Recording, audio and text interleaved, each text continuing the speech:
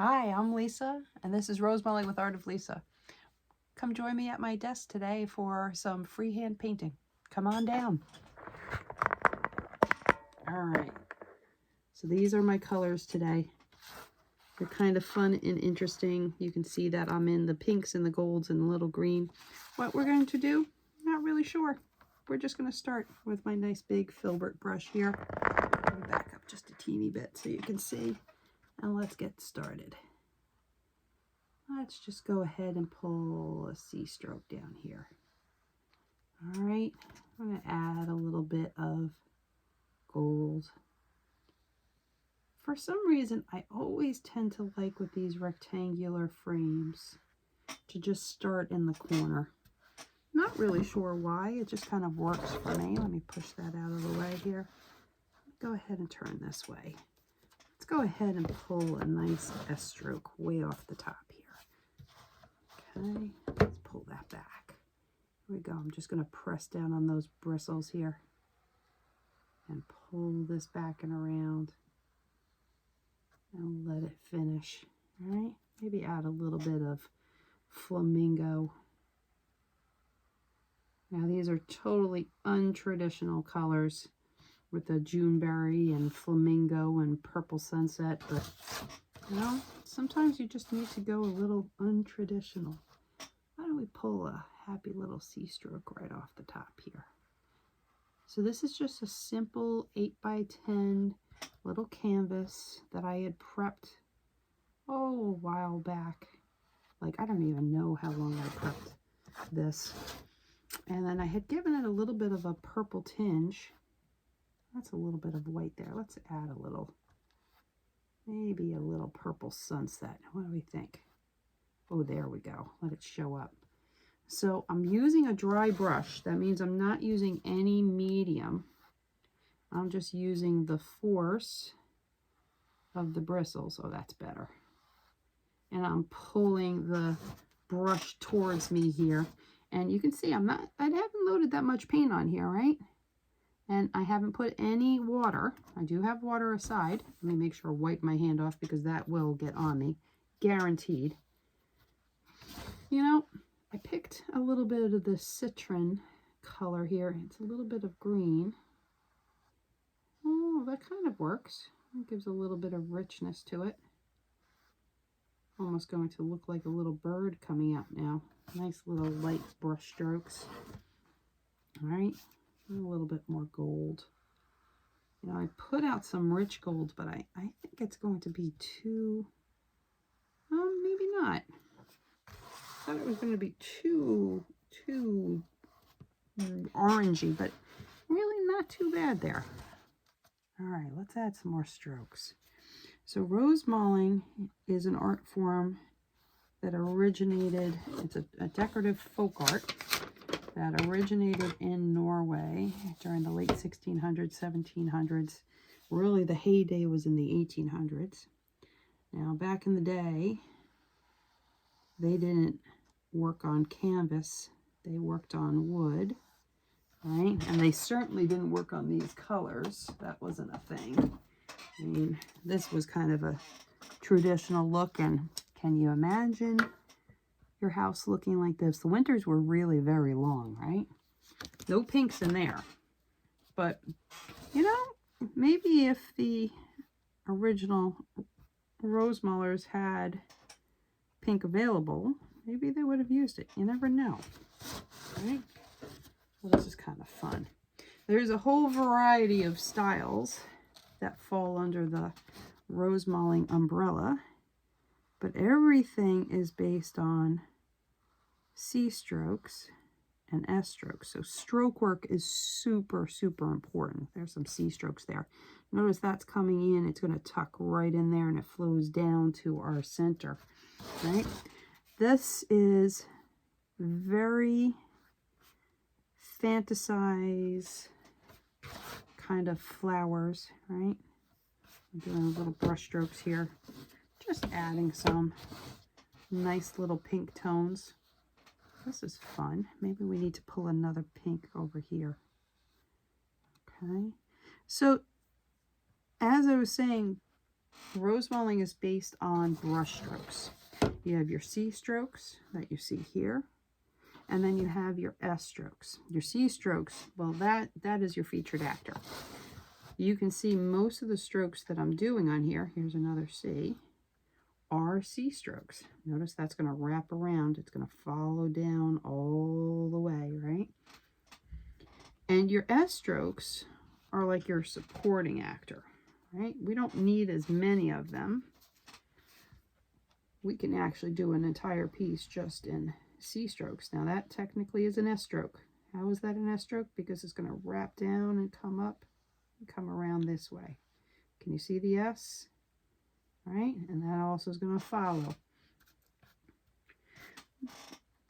But this is a really informal type of painting here on canvas. Just kind of fun, a little different than when you do something like this, which is a board. Typically it's wood. All right, this is a Gudbrandsdal style from the Gudbrandsdal region of Norway, and you can see you have C strokes and you have S strokes. They're still there, right? This is really a study in C's and S's and having fun with your strokes. We're going to create some flowers up here, right? Just pulling these strokes. Now I'm using a filbert brush, a very long handled one here, and I'm utilizing a dry brush technique. I'm adding paint to this. I'm not cleaning my brush in between, right? So this way I've got a little bit of mixture of colors coming on here. I'm going, and you can see I'm just coming and adding some paint to my brush, right? This is not really a right or wrong. This is just I like to say it's just paint, because we're just having fun with this and adding some colors. I'm just adding some more paints.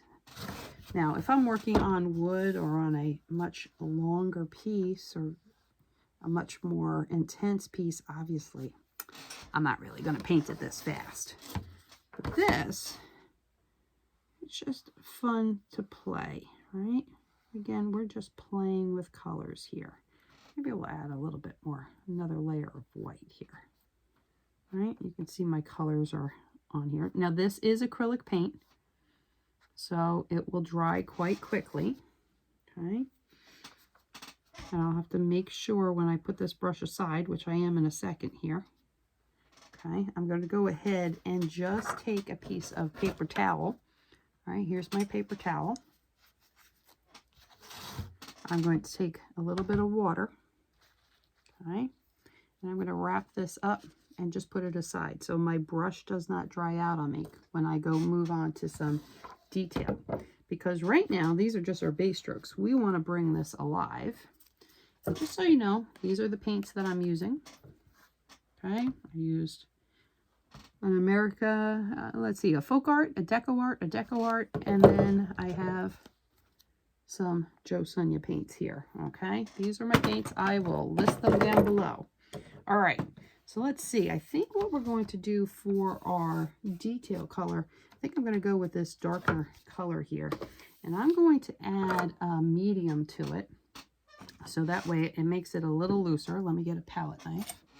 Here we go. And let's see what magic I can create with some detail. We're just going to loosen this up so it will drag on top of it.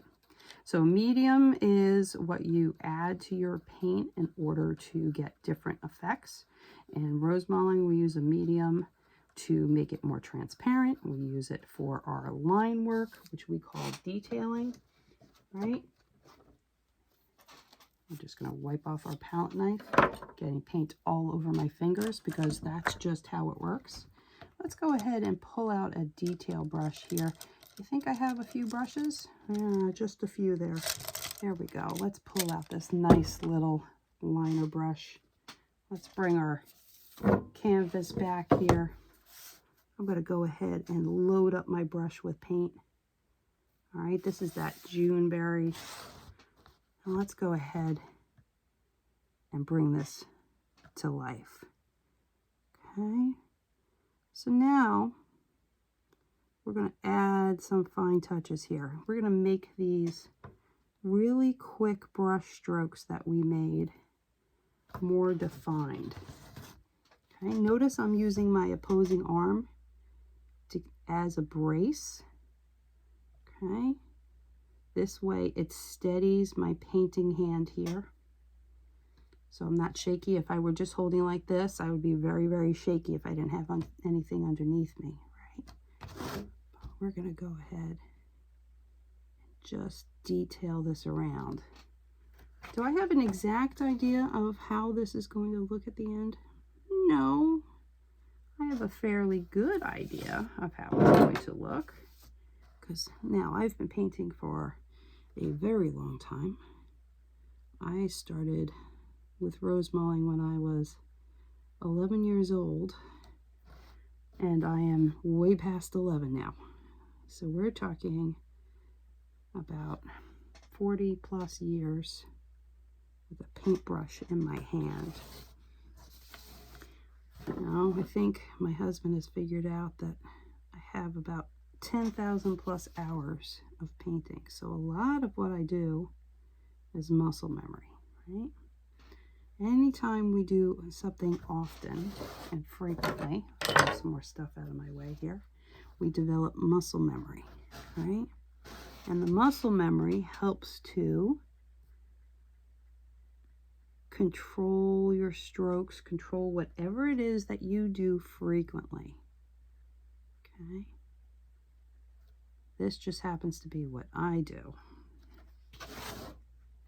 And you can add as much or as little as you want. See, I do these little joiner brushes here. Now, if you are somebody who likes to paint, perhaps you Rosemall, perhaps you do some other art form, right? The biggest thing I can say is get yourself a sketchbook and set up some paint and just doodle, right? You don't have to make a masterpiece each and every time, but if you can spend some time doodling and practicing stroke work, you work on that muscle memory, right? Because, as I said, it's just paint. We're not doing surgery here, right? This is not a life and death situation. This is simply good for your soul, right? Anything that we do creative just seems to make our heart happy, right? It's very much a God thing. I always said that with the Rosemaling, if circumstances with my family and different stuff, which is kind of how I got into it. My father was a carpenter, and he got sick when I was about 13. And when I was 15, he said, you know, I'm going to make oak chests and corner cabinets and clocks, and you're going to paint them in this style. Now, I just happen to be of Norwegian descent, okay? You don't have to be of Norwegian descent. You don't need to do a DNA check in order to do this art form. It's kind of interesting. I like to say that Rosemaling is kind of comfort painting. There's something about it that just speaks to so many people. And I think it's because it feels familiar. These C and S strokes, the stroke work that you do, well, it's very reminiscent of artwork from cultures from all around the world, right? There's just something very soothing about it, and it's very elegant. All right. Again, Rosemaling is interesting because there's actually, about 15 plus different styles that fall under the Rosemaling umbrella. Norway happens to be a very mountainous country. Only about 3% of the land is tillable, so you have all these different regions. So when paints and materials became available and you had artisans going through and starting to decorate the churches or decorate people's homes, they used the customs and whatever was familiar in that particular region, right? Norway actually has about 600 plus dialects. I've heard even more, even to this day. That's because of the mountainous nature, right? So it's a very interesting country when it comes to that. Now, I know I'm painting this very quickly, right? If you are somebody who likes to paint along with me, well, make sure, stop this video, screenshot it, take a look. You don't necessarily have to paint as fast as I am. It's kind of like back in the day when I used to watch Bob Ross. I tried to paint the landscapes with him in that half hour as a kid, right? You usually had to finish it up afterwards. Don't think you have to paint as fast. Maybe you just enjoy watching the brush moving here, Please let me know what you think, If you enjoy just watching me paint, please comment below. Those who have been with me for a while know that I'll do these videos, and I'll do more instructional videos too, so you can find some of my how-to brushstroke demonstrations on my channel here, right? Sometimes I'm really good about getting videos out consistently, and sometimes life gets in the way. I'm like, oh yeah, I need to do a video. And I really should do them more frequently. It is fun to just paint. Okay. You see I'm doing circles here, right? I do roll between my fingers. Just little techniques. I am so comfortable having a brush between my fingers here. Notice I keep turning my canvas, okay? I keep turning it because I want to be able to pull my brush strokes towards me. It's much easier to pull a stroke towards you than it is to push that stroke away, right? Oh, let's go ahead.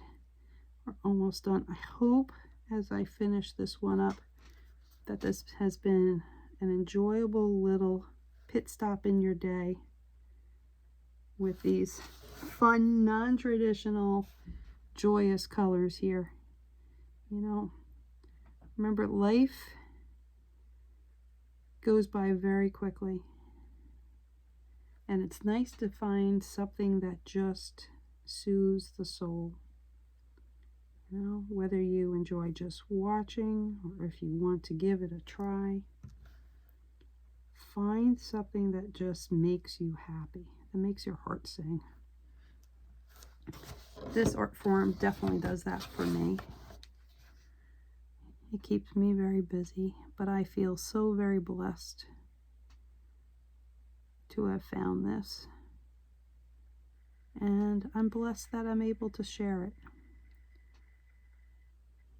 I'll just add a couple little doodads in here. If you notice, some are a little heavier, some are a little thinner. Maybe we'll do a little squiggly line coming down, right? I can just invent little things and kind of have fun with it. Well, make sure whenever you do a piece, take a moment to sign it, because it's always super important. You never know down the road who might find it, right? Well, thank you all for joining me. I hope you've had a really great time, and remember, it's just paint. God is good. Always happy to see you all, and hope to see you next time. Take care.